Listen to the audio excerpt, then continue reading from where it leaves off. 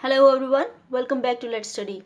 In today's video, we are going to solve all the back activities of lesson number 3 based on PSCB English class 8. So जितनी भी back exercise में जितनी भी activities है वो सारी हम आज सॉल्व करेंगे. चलिए स्टार्ट करते हैं एक्टिविटी 1 से.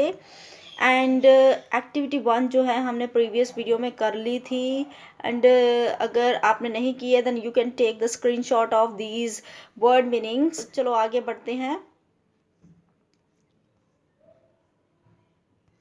यस तो चलिए सॉल्व करते हैं activity number 2.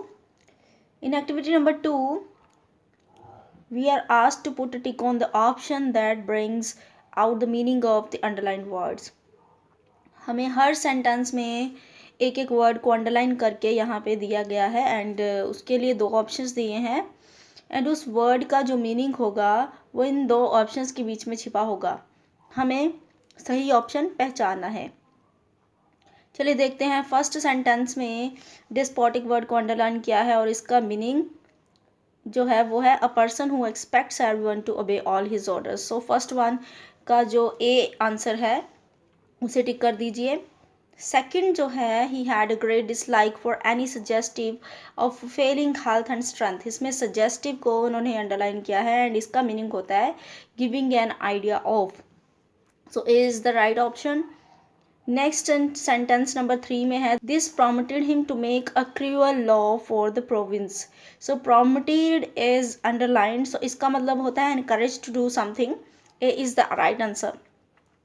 Number 4 those were barbarous days. And barbarous means होता है एक्सट्रीमली ब्रूटल यानी कि बहुत ही ज़्यादा जो निर्दयता से भरा हुआ काम हो, जो अनसिविलाइज्ड हो. सो इसका आंसर ए होगा. Number 5 the custom of abandoning old people to die was not uncommon. So यहाँ पर अबंडनिंग अंडरलाइन किया है जिसका मतलब होता है किसी को अकेले कर देना, आइसोलेट कर देना, लॉनली कर देना, किसी को उसको अपने हाल पे छोड़ देना यानी टू लीव और डिजर्ट. तो ये टू लीव और डेजर्ट जो है इसका ए ऑप्शन आंसर होगा. The narrow road was crossed and recrossed by many paths made by hunters and wood cutters. इसमें नैरो को अंडरलाइन किया है और इसका मतलब आप सभी को बड़े अच्छे से पता है. मतलब तंग को हम नैरो बोलते हैं. सो जिसकी चौड़ाई कम हो. A small with. So small with is the right answer. Number A option जो है वो हमारा आंसर है. नाउ नेक्स्ट नंबर सेंटेंस जो है वो 7 है और उसमें हमें स्नैप्ड वर्ड को अंडरलाइन किया है जिसका मतलब होता है किसी चीज़ को कड़क करके आवाज़ करके तोड़ देना. सो ब्रोक इसके साथ मिलता जुलता जो आंसर है वो ब्रोक है. ब्रोक मीन्स तोड़ दिया. नाउ नेक्स्ट 8 नंबर सेंटेंस में सब्जेक्ट्स को अंडरलाइन किया है जिसका मतलब यहाँ पे इस लेसन में सब्जेक्ट्स किसको बोला है. इस लेसन में पीपल जो लोग हैं उनको पीपल को उन्होंने सब्जेक्ट्स बोला है, लोगों को बोला है. यहाँ पे स्टडीज रिलेटेड कुछ भी नहीं है, यहाँ पे लोगों को बोला गया है. That very year the cruel law was abolished. Abolished मतलब होता है किसी चीज़ का एंड कर देना. यहाँ पर देखिए इसके दो मीनिंग्स जो हैं वो मिलते जुलते हैं. Came to an end and destroy. Came to an end का मतलब होता है किसी चीज़ का समापन कर देना, उसको एंड कर देना. और डिस्ट्रॉय मतलब होता है विनाश कर देना, किसी चीज़ को डैमेज कर देना, उसको हानि पहुँचाना. ठीक है, नष्ट कर देना. तो दोनों में से कंफ्यूज नहीं होना है. केम टू एन एंड जो है वो अबॉलिश का मीनिंग होगा. नंबर 10 में ही realise that old age meant experience of life and not frailty. Frailty होता है वीक पॉइंट से इसका मीनिंग होता है यानी कि physically weakness. So A is the right option. Let's go for activity number 3. Activity 3 में हमसे ये कहा गया है कि rearrange the sentences given below in the correct sequence. Write the numbers in the given brackets. The first one is done for you. हमें जो sentences दिए हैं 1 to 8 हमें इनको rearrange करना है according to the story जो हमने read की है. सो हम सीरियल वाइज टर्न पहले कौन सा इंसिडेंट हुआ देन कौन सा इंसिडेंट हुआ उसके अकॉर्डिंग हमें इन सेंटेंसेस को अरेंज करना है. सो फर्स्ट वन हमारे लिए किया हुआ और नंबर 4 पर है. That is once in shining a cruel ruler made a law that all the people must be put to death. Okay, so next जो आएगा नंबर 2 वो सेकेंड वाला ही है. सो यहाँ पर मार्क किए गए हैं. You can take the screenshot of this.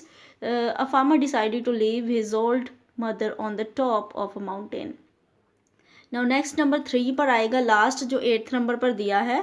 That is the mother drop the small twigs as markers on the way to help her son return home safely.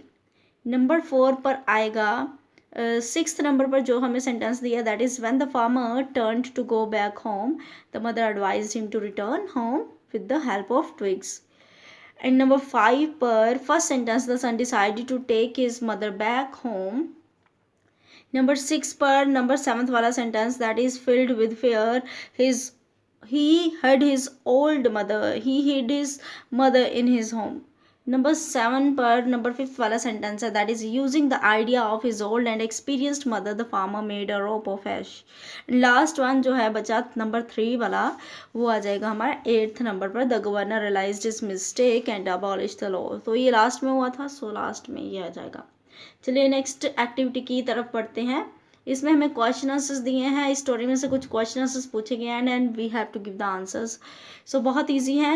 What was the cruel announcement made by despotic leader. This is the first question. इसमें पूछा गया है कि जो despotic leader था उसने कौन सी cruel announcement की थी. तो वो यही थी, the cruel announcement made by the leader was to put to death all the aged people in his province shining. ठीक है.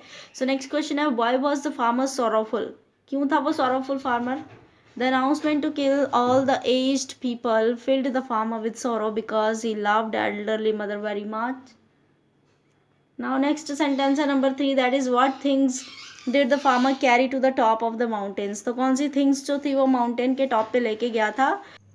The farmer carried some unwhitened rice and pot filled with cool and sweet water.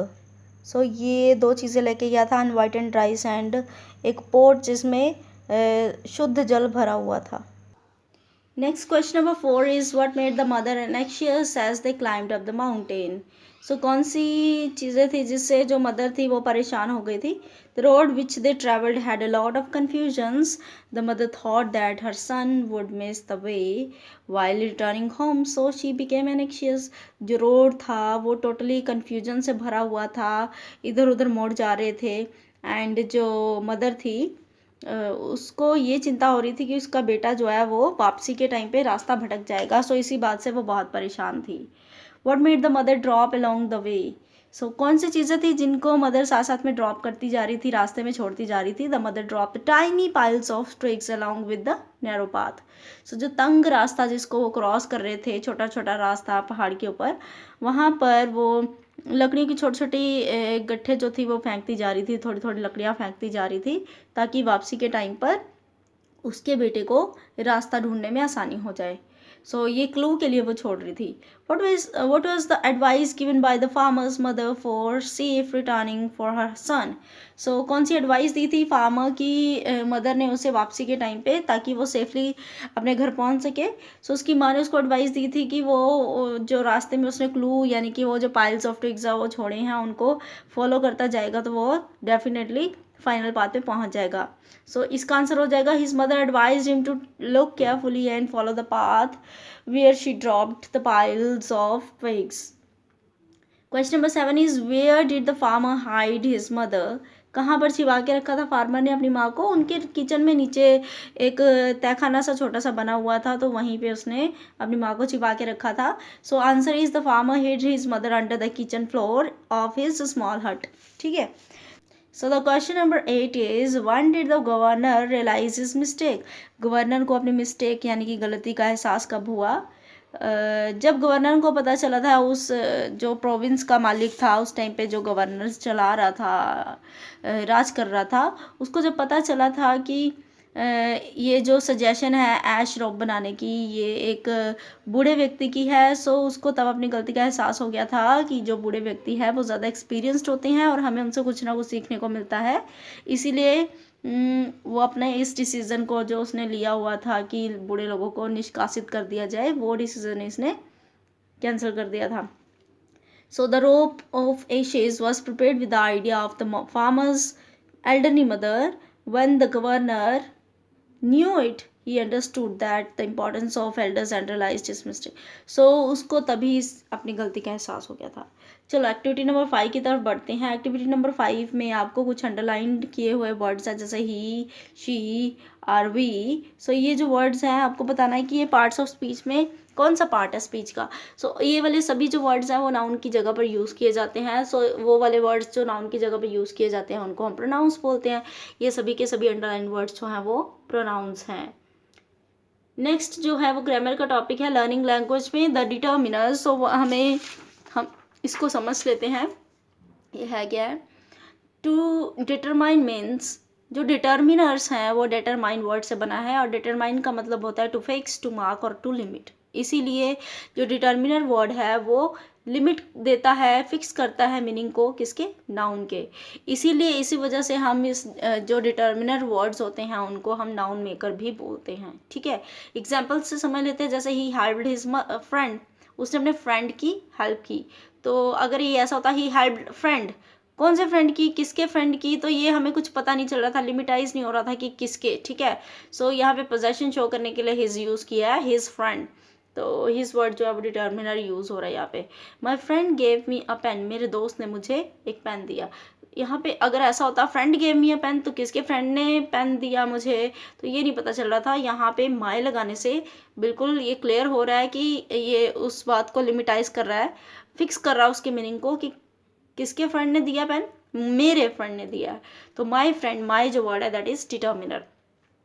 यही नीचे बात इन्होंने यहाँ पे समझाई हुई है। वो आगे बढ़ते हैं, आगे नोट में देखिए, डिटर्मिनर लिमिट्स और fixes only the noun not any other part of speech. ये बात याद रखनी है कि जो डिटर्मिनर्स होते हैं वो सिर्फ नाउन की मीनिंग को ही फिक्स करते हैं। कई बार क्या होता है, नाउन के आगे एडजेक्टिव लगा होता है, जैसे गुड गर्ल, बैड बॉय, ये जो नाउन है उसके आगे एक एडजेक्टिव लग गया होता है। तो जो एडजेक्टिव है हमें डिटर्मिनर का यूज़ उससे पहले करना है, लेकिन ये जो डिटर्मिनर है वो एडजेक्टिव के लिए यूज़ नहीं हो रहा है, ये नाउन के लिए यूज़ हो रहा है। हमने तो नाउन के साथ लगाना है, लेकिन एडजेक्टिव जो है वो नाउन की विशेषता बता रहा है, तो उससे पहले हमें डिटर्मिनर का प्रयोग करना होता है। जैसे देखिए, Reema is a good girl.